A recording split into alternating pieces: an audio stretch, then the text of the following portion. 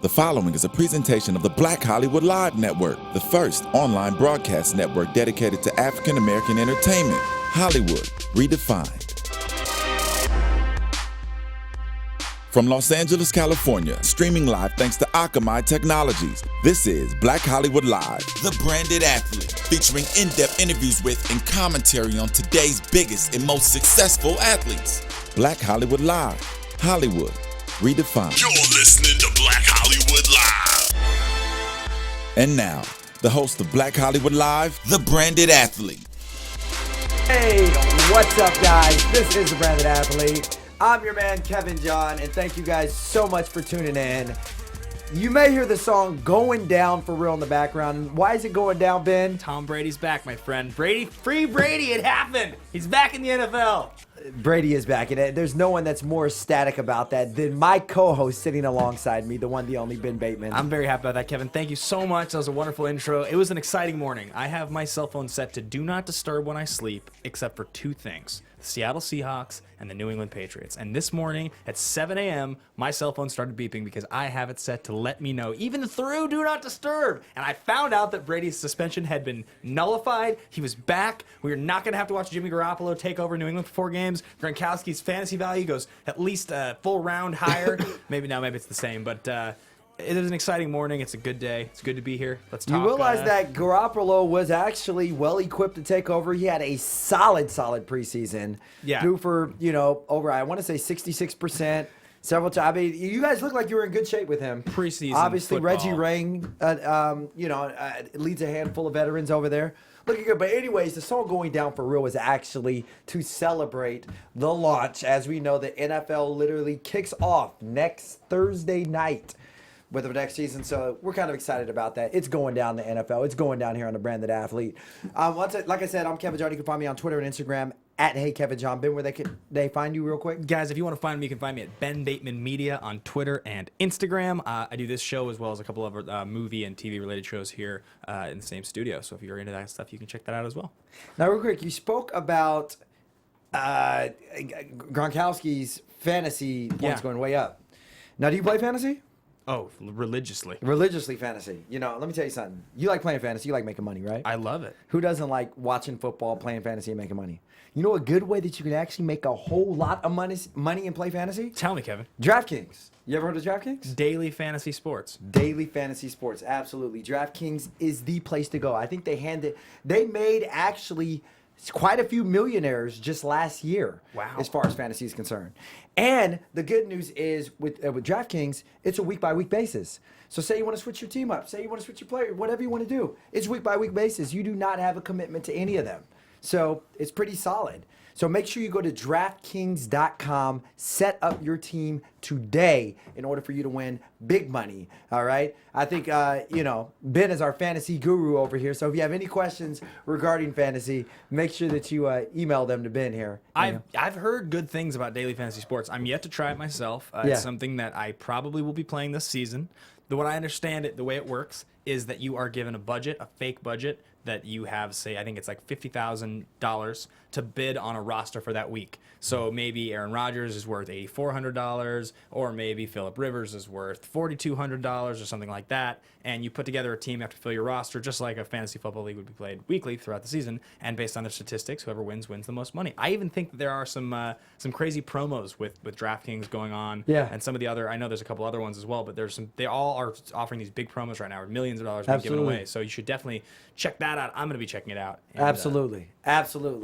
Also, before we get started, I just want to say you may notice that we're missing our third cohort here. Unfortunately, Brittani Johnson cannot make it tonight due to prior obligations, but we are thinking about Brittani, and she's tuning in watching. So yeah, Britt. Hi, Britt. Yeah, what's up, Britt? All right, good luck to your Cowboys this year, Britt. All right, typically we start off every show with Brittany's random thoughts. She's not here, so we're going to go into one of my favorites, which is Ben's segment.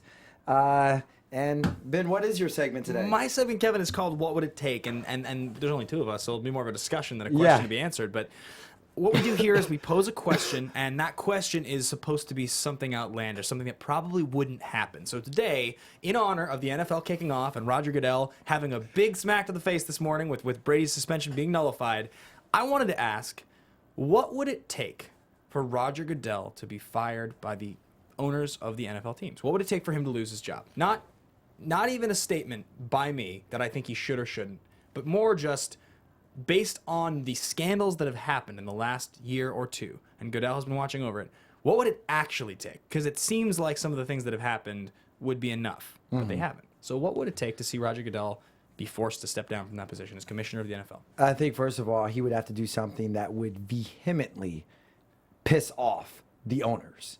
I mean, something to the point where they pretty much all rally behind him. Because at the end of the day, when you're commissioner of the NFL, your main job, obviously, is running it, but keeping the owners satisfied, keeping the owners happy. And I think he would have to do something that the owners would strongly disapprove with. I mean, something that's so reprehensible that, pretty much everyone would want him out. And either that or just something that is so just distasteful, like something that he does that compromises the integrity of the sport, which he's already kind of been linked to as far as the Ray Rice thing. He claimed he didn't see the tape. Yeah, right. When in fact he actually did see the tape. Well, hang on. Or his staff saw the tape. Excuse me. Yes, we don't want to. We can't substantiate things that haven't been proven. But it's true. There has been a lot of speculation that Roger Goodell was more aware of that tape than he let on. So. Yeah. Speculation, I'd almost want to say truth. But at any rate, I think there has to be more things that come out that just shows that he's a really dishonest guy and he's hated by the owners. I mean, it would be something that extreme that would take to the dismissal of him being the commissioner. See, I actually think you're looking at it from an ethical standpoint, and I think you need to look at it from a financial standpoint.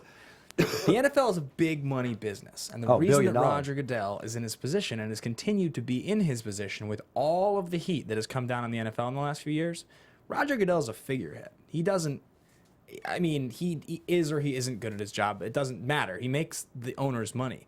He makes the owners money. Like, the league is exceptionally profitable right now. It's making more money now than it ever has before. So what would it take for Roger Goodell to lose his position is that the league would have to become stagnant or start losing money. And they would have to see opportunities to make money that weren't being acted on or not being handled correctly, and Roger Goodell would be the fall guy. And that is what would have to happen. So to back that up, what is a way that the NFL would not necessarily lose money, but what is an example of how they could, find an example of how they realize they're not maximizing their money potential? Maybe if one of the decisions that, let's say, one of the decisions that Goodell made in the way that an issue was handled with, say, a suspension of a star player or a rule that was passed or a ruling on an issue suspended many popular players for long periods of time, like a big ego play or something, and for that reason, ticket sales suffered from some of the more major markets. I see. So maybe they didn't sell as much merchandise from those star players, or they didn't sell as many tickets, and those teams started losing money. Perhaps an expansion to Canada or London that was failed, that the owners would have to support financially in some way, profit sharing or something like that. I mean, I'm not going to sit here and act like I know all of the financial ins and outs of the NFL, but I will say there's a lot of money there, and there's a lot of money being handled by the various owners, and Roger Goodell is well paid for his job. As soon as that's not working out for the owners financially, he will not be in power anymore. When will that happen? I don't know. That is true. Well, as we all know, money rules the world, and money definitely rules the NFL. Yeah, absolutely. And someone else who is in the money is our branded baller of the week this week, which is none other than Sam Bradford. Yeah. Now, Bradford, as we all know, has had a very tumultuous first few years in the NFL. 2 torn ACLs? Or... I mean, I said tumultuous, but he may have had 2 torn ACLs. I don't know his injuries to. I think a shoulder. Yeah, he had a lot. Well, I know he hurt his shoulder, I want to say, in college. Yeah. At University of Oklahoma. But at any rate, he's really just had a very very subpar first few seasons, and the big trade between him and Nick Foles raised a lot of eyebrows. But Sam Bradford absolutely flourished in his preseason debut just last week. He was perfect. 10 of 10 for 3 touchdowns. 10 of 10, 3 touchdowns, perfect rating, and you just see him flourishing in Chip Kelly's system. And, you kind of say, okay, is this the year that Sam Bradford gets back in being the potential that he was when he was drafted the number 1 pick overall a few years back? 2010. 2010. Are we finally starting to see Sam Bradford come around? Well, yes, probably, and more so because Sam Bradford is an accurate quarterback with strong pocket presence, and he's strong on the intermediate routes more than he is on the deep routes. Chip Kelly's offense, though he does go deep sometimes, and Bradford can probably air out a 55-yard deep ball pretty well, but he's going to be pretty strong on those 15 to 25 intermediate throws. Yeah. And I think because of the pace of the offense, Bradford's a pretty smart quarterback. You look at a guy like Bradford, and unfortunately, the injuries take away from the fact that he was accurate and he had a strong completion percentage. Absolutely. And he was a guy that I think was, during the seasons that he finished and the seasons that he was on pace to finish before injuries, he was one of these guys that would have been on pace for like 32 touchdowns and 16 interceptions, like a 2-to-1 ratio with like 3,900 yards, like a very solid starting quarterback season. Not the kind of season you would normally see from a prototypical pocket passer on a winning team, but I mean, exactly, but strong. And I think Kelly's system suits his skill set, so you might see Bradford finally live up to that cash that he got as one of the very last guaranteed rookie contract signees out of college. One of these guys that was getting 50 to 60 million guaranteed on rookie contract. Exactly. And he has never lived up to that. So maybe for the Eagles he will. Yeah, well, his predecessor who got the big contract, Jamarcus Russell, never lived up to it either. So we definitely hope that Sam Bradford does. And, obviously the Eagles have a very tight quarterback situation, which we'll talk about a little bit later. But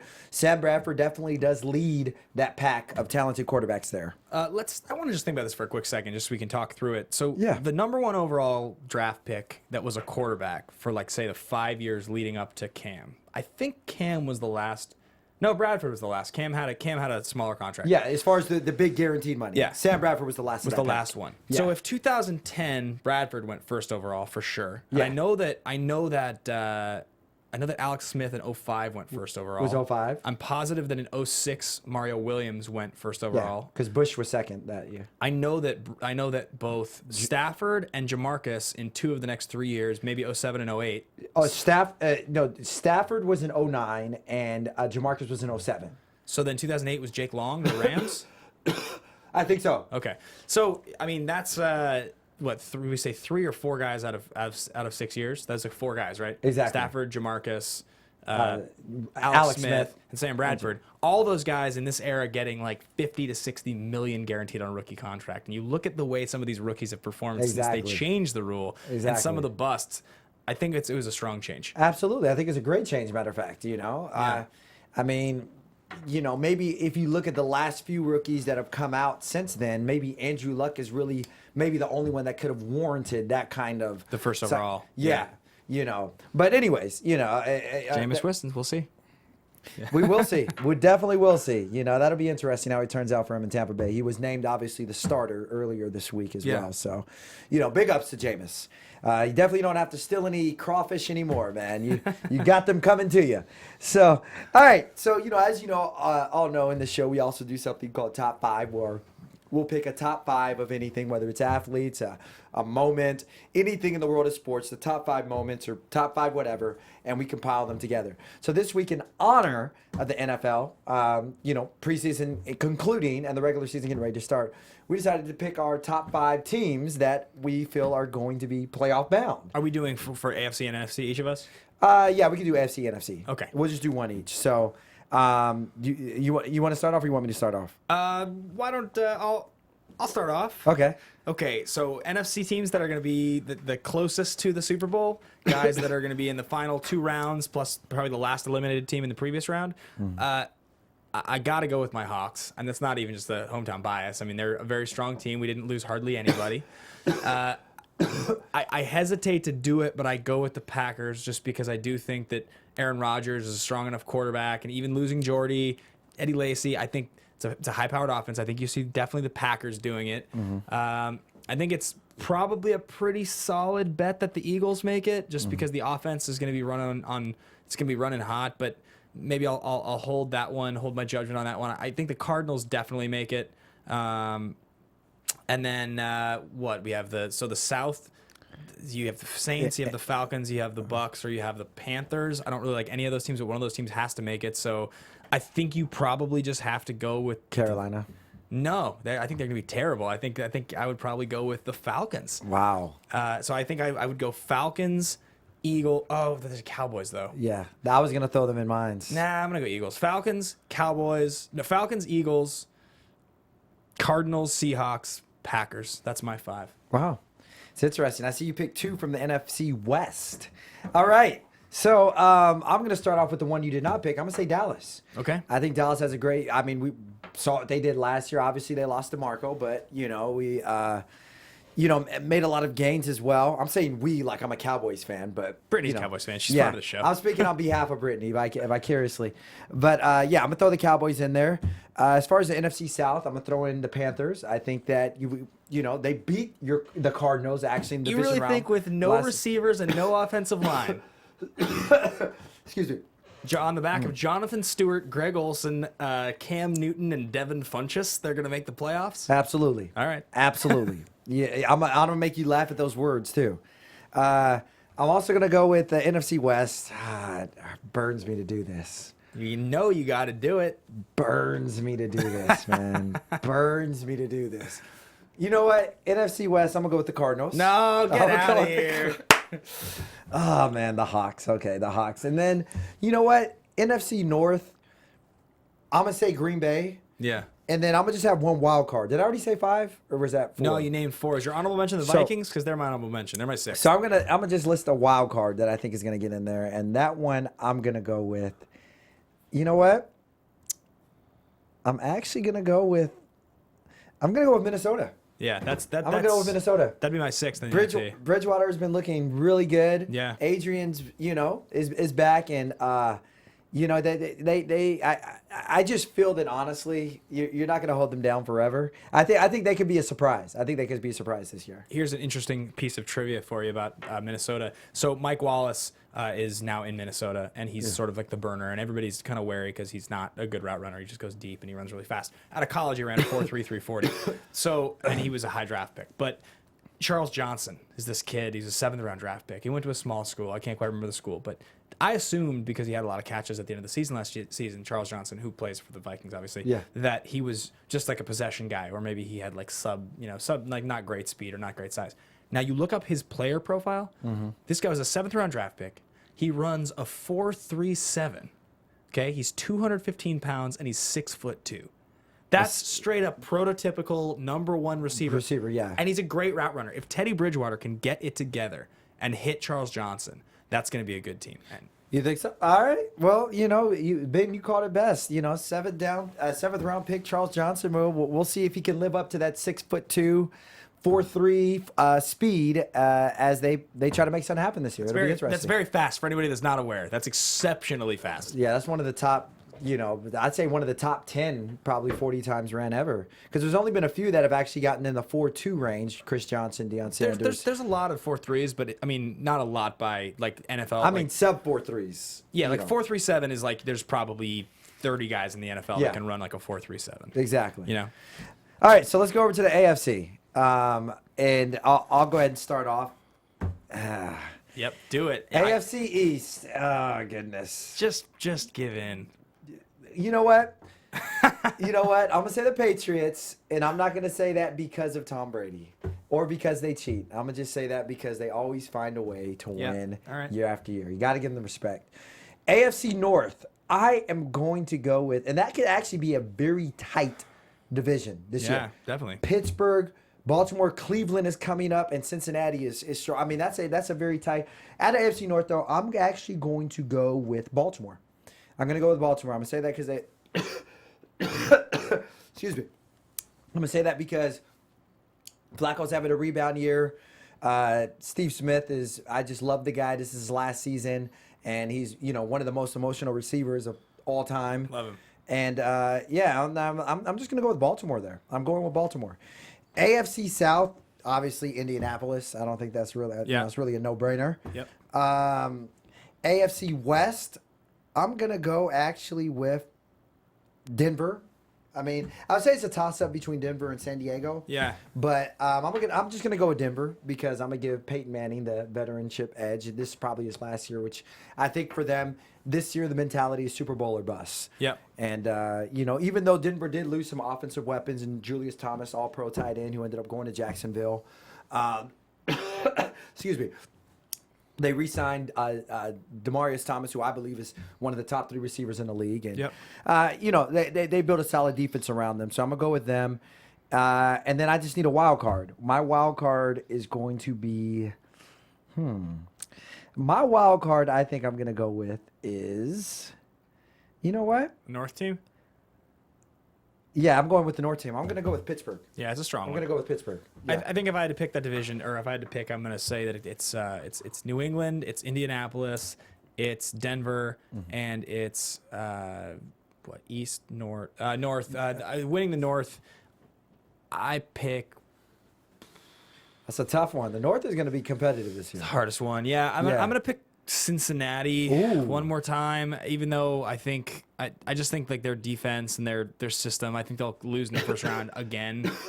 And then my wild card team, this is really tough, but I think that my wild card team is actually going to be from the no, it's not. It's going to be from the North. It's going to be Baltimore.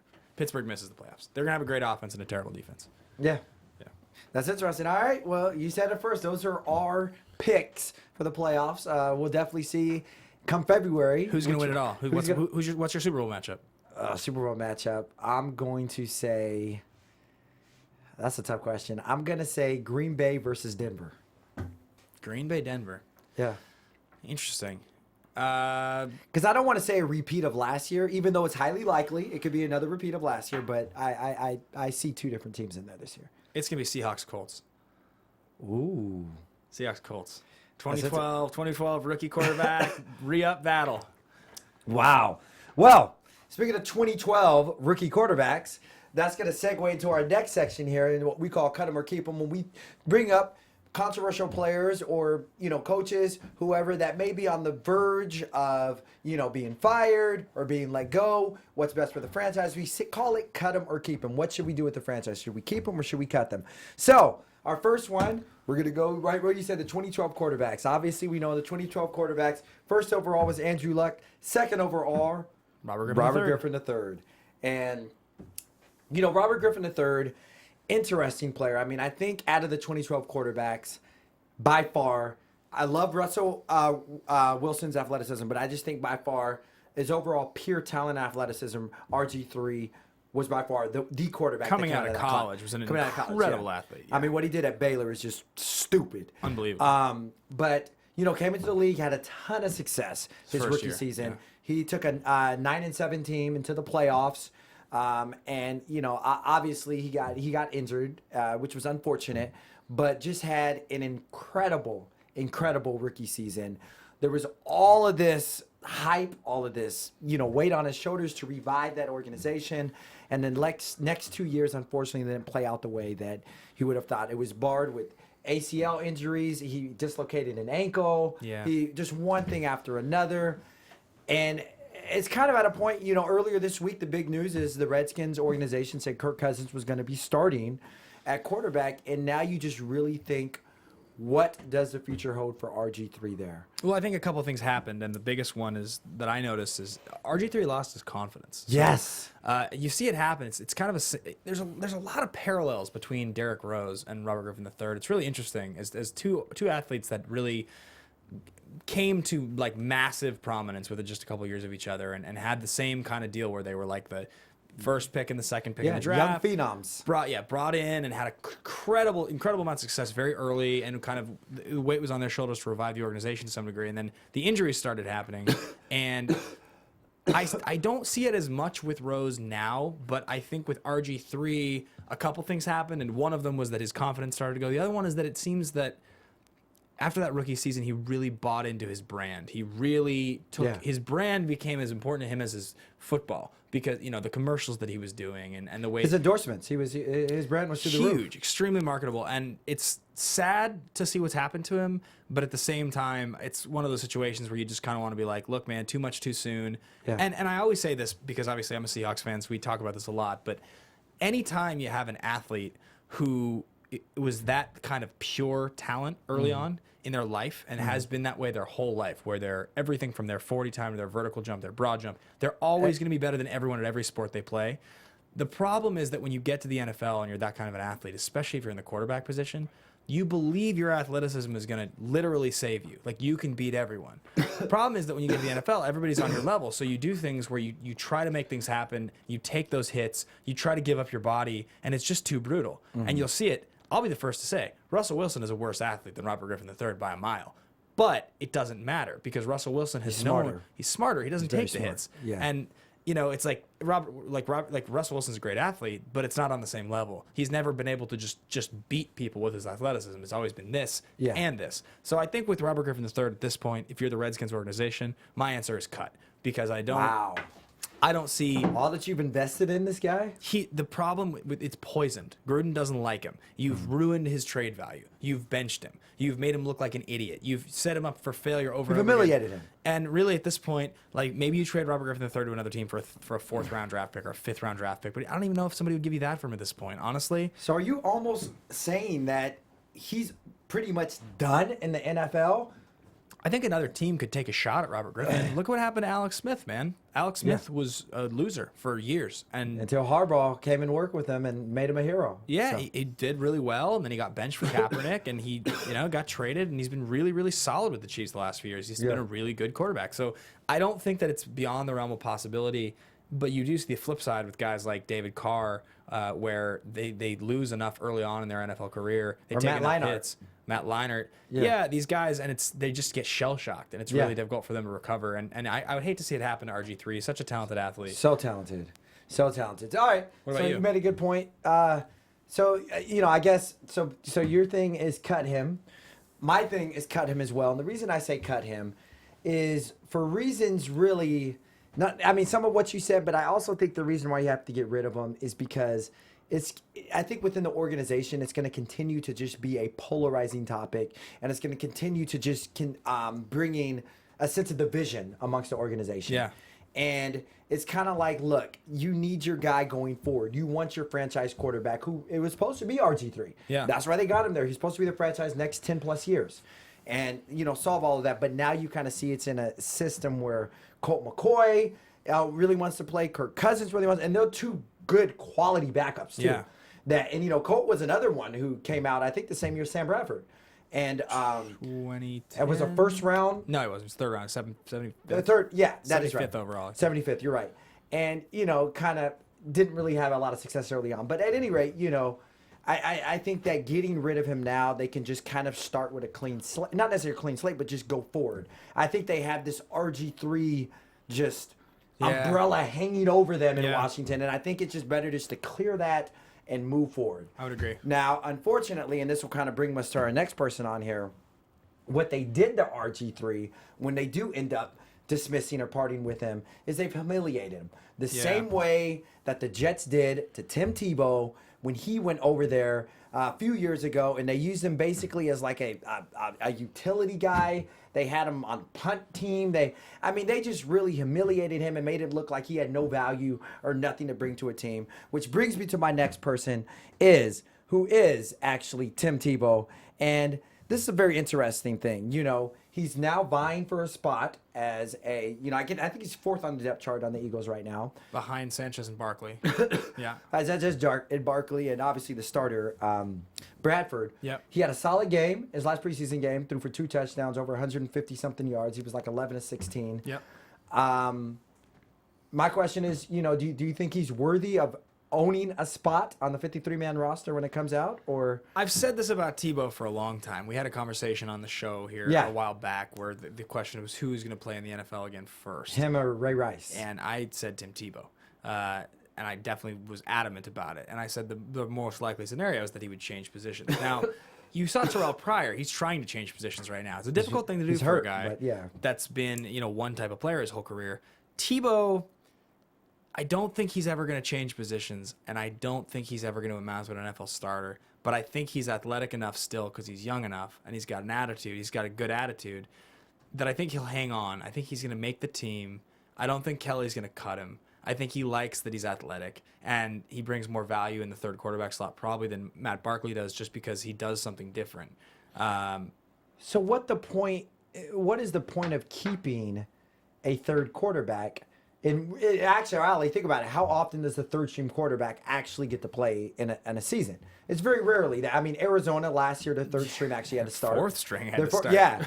So, it does happen, but it's very rare. So what is the incentive to keeping him as a third string quarterback? Just the fact that he can do multiple things? Or? Yeah, I think there's there's value there. There's gadget plays where you can just put Tebow, just line him up like a wildcat type of thing. But so basically using him as the way the Jets did it is this utility slapstick kind of guy. Yeah, but he was never on the Jets. It wasn't like he was.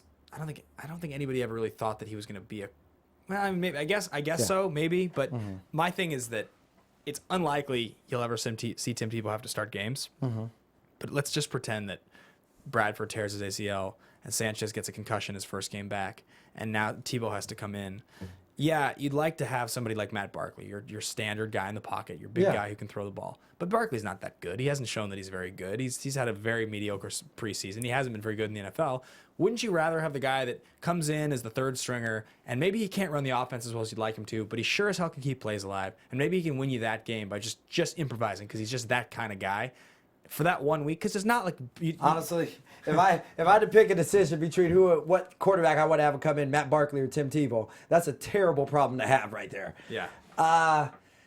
The thing is, I don't think Tebow has really proved the fact that I don't think he's proved the fact that he's made drastic leaps of improvement in his game. He hasn't. He was sharp in his last preseason game, and I'll give him that. But up until he just really, and I think more than anything, Tim Tebow, if he wanted a roster spot, he had to come in and prove to everybody, I can play the quarterback position. Yeah. I can be a pocket passer. I have great accuracy. I know how to read defenses, and I can get the job done. And honestly, he hasn't proved that to me. His throwing this preseason. motions has His always throwing been broken. motions have always been broken, and that to me is what it comes down to. Yeah. And that to me is why I would cut him. I'd keep him. He's Tebow. He's spirit. He's spirit, man. He's got chutzpah. I loved Tim Tebow. That guy. Okay, Skip Bayless. The season that he played for Denver where he started, and he was like battling with Orton the whole time, and he kept winning those games off Matt Bryant was it Matt Bryant who was kicking the field goal? It was, right? Matt Bryant, yeah. Who was kicking the field goals, and he could get him in position at the end of the games because the defenses were so good, and everybody was like, Tebow, and everybody started Tebowing. One of my favorite NFL seasons of all time. This must have been 2011, I think. That's 2011, yeah. Yeah, great season. Yeah, Keep the it. luckiest season ever. Mind you, he actually won a game that season where he was 2 for 9. Yeah, I know. Yeah, and then he beat Pittsburgh because Demarius took that slant. Demarius took a slap route for 80 yards. By the way, Pittsburgh's defense, Polamalu was injured that game. Half of their defense was injured and not even 100%. Anyways, I still give him credit. He threw for 316 yards. I've said it once. I'll say it again. Tebow, come on the show, man. We want you in here. Please sit down with us. Come in for the interview. All right. Well, our last thing on cut 'em or keep 'em, obviously the NFL, they're always trying to keep it very innovative and new. So they decided to implement a new rule that actually pulls the PAT line back to the 15-yard line. Yeah. For PATs, and you've seen this throughout the preseason, and it's interesting because you now have, it's going to raise or increase the percentage of teams going for a 2-point conversion, but also it's going to increase the percentage of difficulty for making what's usually a signature or easy routine PAT. So, Ben, what do you think of this rule? And is it good? Is it bad? And should we cut or keep it? It's one of those things where you look at it and you just say, look, the status quo, the norm before this was boring and was just, why not make touchdowns worth 7? Because it was almost going for 2 was so like, and I guess I do understand it. It just, I think it's fine. I don't think it's going to create enough difficulty with missed points. Like the PAT, maybe you guys will miss like 6% of the time more than they used to. Yeah, it'll affect some scores sometimes, but I do think that like the you'll have more guys going for 2 is probably not that likely. I think I just don't. It's too difficult to score. It's like having to score back-to-back touchdowns. It is. As opposed Especially to when just- the defense is already going to be anticipating it if you do line up for that 2-point conversion. Yeah, I mean, it's like it's the equivalent of kicking a field goal, like a pretty easy, like a moderate field goal, or having to score a touchdown. And Yeah. like the touchdown's worth one more point. Yeah. Like it's not by metrical, like statistical metrics, it's not worth it. So Yeah. there has to be a reason. But it's interesting. It shouldn't change the game too much. It'll make the game more fun. Anytime you can make the game more fun, I think it's good. I 100% agree with you. I think that this is going to make it, because most of the time people don't, after they scored a touchdown, everyone's excited. We just kind of dismiss the PAT. We don't Yeah. watch it. Yeah. It's really nothing. This will actually keep fans tuned in right after they scored a touchdown for the PAT Yeah. or the 2-point because of the sense, of difficulty. So I think it's a good thing. I think it brings a lot more excitement. I say to keep it. Makes kickers in fantasy worth even less. That is very true, but I think Tucker would be just fine. Yeah, all right. So Fair enough. you Fair th- enough. I'm excited. I'll keep it. Yeah, I keep it? I like it. Good deal. Keep it. We both say keep it. Well, definitely going to be a great NFL season. I love your predictions of Indianapolis and against the Seahawks, 2012 rookie quarterbacks Absolutely. lining up. Who knows what it'll, what else it'll bring? I would like to see Denver and Aaron. I just want to see Peyton win. The one thing that's always, should I say, hurt Peyton's legacy was his lack of Super Bowl rings. Postseason failure, man. His brother has more rings than him. Roethlisberger has, and he's supposed to be heralded as one of the best, if not the best, quarterbacks of all time. So I really want to see Peyton just win one more ring before he heals. Nobody thinks Peyton Manning's the best quarterback of all time anymore. It's that conversation. Statistically, he is. I mean, but it doesn't matter. The conversation's over. Nobody believes that anymore. Well, it's not Tom Brady. So, anyways, Bradshaw, Montana. I see you guys. At any rate, guys, we do appreciate you tuning in for another fun episode of Branded Athlete. I thank my friend here, Ben Bateman, for always coming and bringing a very fun and entertaining perspective and a great suit. Thank you, sir. That's what you do best. Now, Ben, where can your fans find you at? You guys can find me at Ben Bateman Media on Twitter and Instagram. And, of course, be sure to check out the other shows on BHL this week. You've got a bunch of good ones. You got Fashion 411, and you've got The Beat. You've got, Just Saying. You've got Justice is Served. Black Tea Party. Next. Yeah, a bunch of good shows. So, Jesse J and Daryl, a bunch of good people on Courtney. those shows. Yeah, check them out every Friday from 5 to 10? 5 to 10. Just Friday at 5 o'clock, just click on Black Hollywood Live and just keep it there for your whole Friday evening. You don't have to go out. You don't have to spend money. You can have a nice night in watching Black Hollywood Live, learning some things and being entertained. Why not? Yeah, absolutely. Kevin, where can people find you? They can find me on Instagram and Twitter at HeyKevinJohn, or you can find me here every Friday talking sports with this guy. Thank you guys so much for tuning in. Enjoy your weekend. College football is back this weekend. Happy Labor Day, guys. Yes. Peace out. From executives Kevin Undergaro, Dario Kristen, Tiana Hobson, and the entire BHL staff, we would like to thank you for supporting Black Hollywood Live, the first online broadcast network dedicated to African American entertainment. For questions and comments, contact us. info@blackhollywoodlive.com. Like us on Facebook, tweet us, or Instagram us at BHL Online. And I am the official voice of Black Hollywood Live, Scipio. Instagram me at KingXOBay. Thanks for tuning in. Hollywood redefined. The views expressed here are those of the host only and do not necessarily reflect the views of BHL or its owners or principals.